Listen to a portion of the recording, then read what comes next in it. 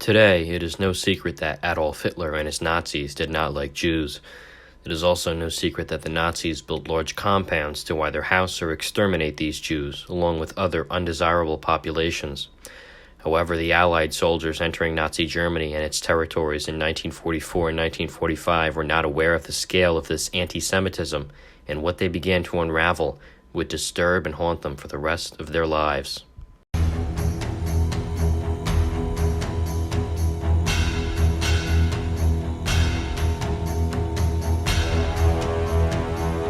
The liberation of Dachau, 1945. This whole concept of concentration camps began just over 5 weeks into Adolf Hitler's term as German Chancellor when Dachau camp opened in March of 1933. Dachau concentration camp was located in southern Germany in Munich near the Austrian border. Dachau was supposed to hold political prisoners like communists, but under the command of Reichsfuhrer SS Heinrich Himmler, it grew to include regular criminals, homosexuals, Jehovah's Witnesses, Poles, Romanis, and other groups. These groups moved into Dachau just within a few years of its opening. By 1938, Jewish people began to populate Dachau, and soon made up the majority of its occupants. Those unlucky enough to be held within Dachau were used as laborers and slaves, and this was to provide for a new Germany, one focused on the war effort and rebuilding. Dachau, along with all the other concentration camps, were overseen by the aforementioned leader of the Schutzstaffel, the SS, Heinrich Himmler. The camps were immediately run by the SS Totenkopfverbände, the Death's Head unit. Dachau was one of the earlier concentration camps to introduce human experimentation. These tests range from injecting diseases into prisoners for drug testing purposes, freezing the inmates, and a whole lot worse, especially at other camps. These human experiments were awful and often left those treated either dead or disabled. Those who became ill, disabled, or weak from experiments, overworking, or otherwise were often sent to extermination camps as they no longer had any use for the Nazis.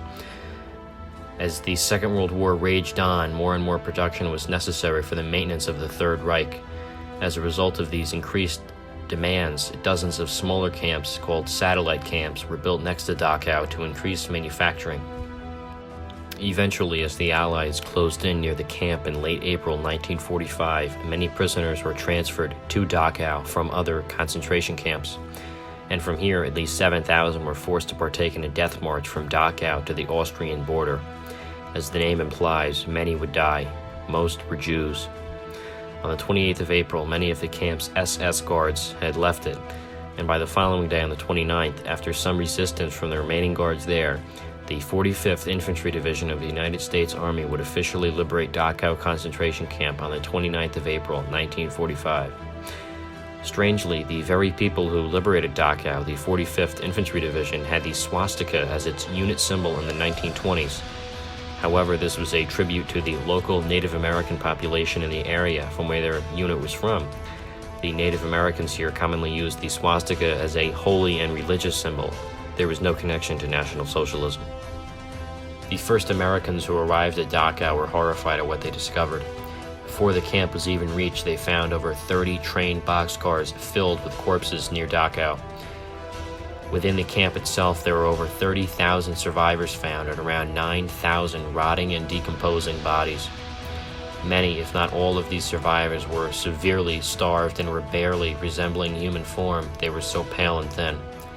As a result of these terrifying discoveries, some U.S. soldiers gunned down or otherwise killed German SS and Wehrmacht prisoners of war.